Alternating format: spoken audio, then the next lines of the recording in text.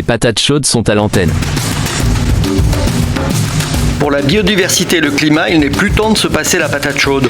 L'association Agir pour tous et ses adhérents les patates chaudes Informe et forme pour agir plus efficacement. organisent des actions collectives, Détectent et soutiennent les bonnes pratiques et innovations à impact positif. Salut Quentin, de quoi nous parles-tu aujourd'hui ? Eh bien aujourd'hui nous allons revenir sur l'épisode de douceur de la première quinzaine du mois de novembre, à l'échelle nationale mais aussi à l'échelle locale. Un épisode qui peut être qualifié de remarquable, voire même d'exceptionnel. Et tu commences ce bilan à l'échelle locale, n'est-ce pas ? Tout à fait. À Rennes, sur la période du 1er au 15 novembre, on relève une moyenne des températures minimales supérieure à 10 degrés, avec pas moins de 9 nuits sur 15 au-dessus de ce fameux seuil de 10 degrés. En ce qui concerne les températures maximales, la moyenne dépasse les 17 degrés, avec 14 journées sur 15 où le thermomètre a dépassé le seuil des 15 degrés. Par ailleurs, une pointe à 19,8 degrés a été relevée le 14 novembre, ce qui constitue un nouveau record décadaire en la matière, c'est-à-dire qu'il n'avait jamais fait aussi chaud en journée sur la période allant du 10 au 20 novembre. À titre de comparaison, cette première quinzaine est aussi douce que celle de 2015, pourtant une référence de taille. Alors cette séquence est-elle également exceptionnelle à l'échelle nationale ? Oui, elle l'est. Du sud-ouest au nord-est, en passant par le massif central, la barre des 20 degrés a été dépassée l'après-midi peu avant la mi-novembre.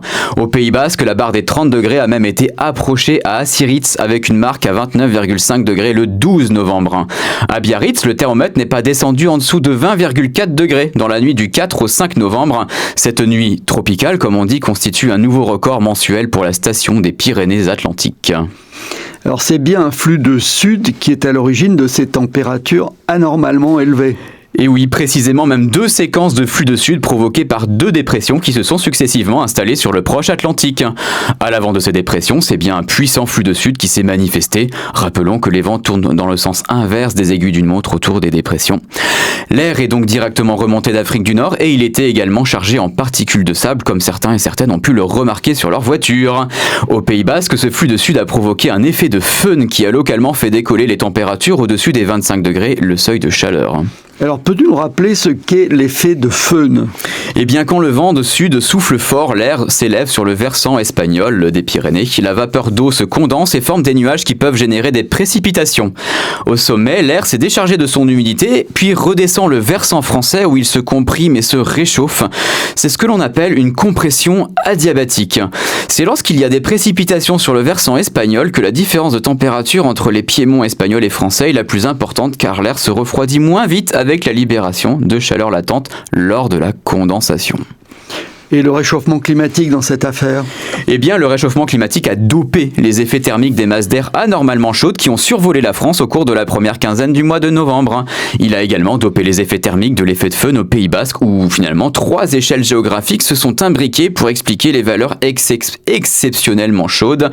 La moyenne échelle avec une dépression qui a provoqué le flux de sud, l'échelle locale avec la mise en place de l'effet de föhn et enfin l'échelle planétaire du réchauffement climatique avec de plus en plus de chaleur disponible dans les basses couches de l'atmosphère. Et depuis quelques jours, nous retrouvons des températures de saison qui nous rafraîchissent. Oui, et d'ailleurs, nous avons enregistré le 18 novembre la première gelée de la saison à Rennes avec moins de degrés. D'accord. Pierre-Emmanuel, peux-tu nous parler des actions d'Agir pour tous ? Avec plaisir. Alors, notre prochain rendez-vous avec le cinéma Le Scénario se tiendra le jeudi 18 décembre à 20h30. Nous projetterons le film Leur chant du cœur de Michael Donici. Comment assurer une production alimentaire de qualité rémunératrice pour ceux qui la produisent et accessible au plus grand nombre. Un tour de France de 15 agriculteurs qui nous parlent à cœur ouvert de leurs galères, des solutions possibles, de la beauté du métier aussi. Le débat sera animé par l'équipe Agir pour tous et le réalisateur en visioconférence. Nous ferons ensuite une pause en janvier car le cinéma se refait une beauté avec de nouveaux sièges. Ah oui. Puisque nous parlons de nos soirées cinéma, est-ce que tu peux peut-être nous parler de ce que fait Agir pour tous en région parisienne ? Ah oui, tu as raison. Avec l'appui de notre groupe d'adhérents Agir pour tous en région parisienne, nous avons lancé depuis plusieurs mois nos soirées de la biodiversité et du climat. Il faut savoir que c'est une marque déposée par l'association. Dans le cinéma UGC de Saint-Germain-en-Laye, une commune de l'ouest parisien qui fait quand même plus de 45 000 habitants. Nous y avons déjà organisé 3 soirées qui ont rencontré un vif succès. Le groupe UGC, partenaire de nos soirées, a décidé de prolonger avec Agir pour tous en 2026. Très bonne nouvelle. On apprécie qu'une idée née à Bain-de-Bretagne s'impose également en région parisienne. Tout à fait. Et as-tu des nouvelles à nous donner sur la forêt comestible pédagogique? Oui, alors plusieurs actualités. Samedi 15 novembre, nous avons planté nos 10 pieds de vigne et leurs supports, désherbé et paillé les agrumes, et poursuivi par une réunion de réflexion sur les futures actions.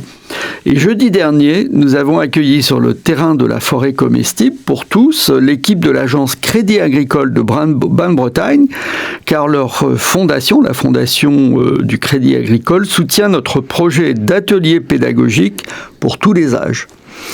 Et quelles sont les nouvelles de Mobilité pour tous? Alors, nous sommes en pleine réflexion sur la meilleure façon de développer l'usage du site internet et notamment les groupes d'entraide entre les citoyens de notre territoire des Vallons de Vilaine.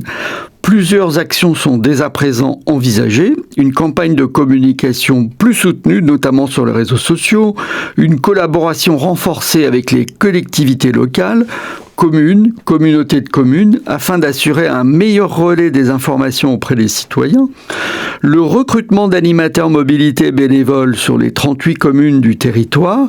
Ils nous remonteront une information plus précise sur les besoins et idées du terrain et pourront également encourager à l'usage plus régulier du site. Et enfin, le développement de nouveaux partenariats, notamment avec les opérateurs de transport, TER, car notamment. Alors bien sûr, comme d'habitude, retrouvez Mobilité pour tous à l'adresse mobilitépourtous.org. Et comment se passent nos actions avec le lycée Saint-Yves? Alors nous avons mis au point avec les élèves et enseignants de terminale un questionnaire sur les mobilités quotidiennes qui donc a été effectué, dont le terrain a été effectué. Il va également servir à déterminer les attentes du public sur le prochain rendez-vous des mobilités organisé avec le lycée Saint-Yves fin mars à Bain-de-Bretagne.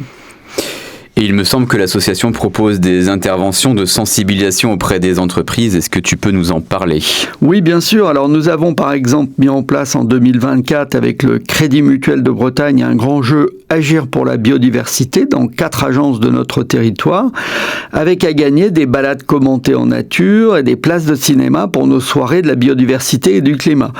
Et tout début décembre, nous allons faire une intervention au sein d'une autre organisation sur la thématique des impacts environnementaux du numérique, matériel informatique et smartphone, réseau, data center, sans oublier l'intelligence artificielle. Aujourd'hui, ce secteur a un impact équivalent au transport aérien dans le monde. Et oui. Et avant de conclure, peux-tu nous rappeler comment rejoindre ou soutenir l'association? Alors bien sûr, tu peux le faire directement sur notre site internet agirpourtous.org. Et bonne nouvelle, nous avons baissé le prix de la cotisation annuelle à 10 €. Elle est toujours gratuite pour les collégiens et lycéens.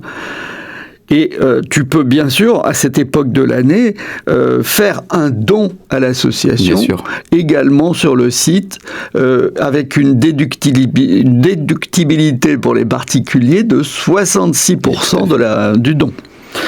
Et tu retrouves donc tous les épisodes de notre rubrique sur Spotify, Deezer et sur le site de Radio Laser, podcast Les Patates Chaudes sont à l'antenne.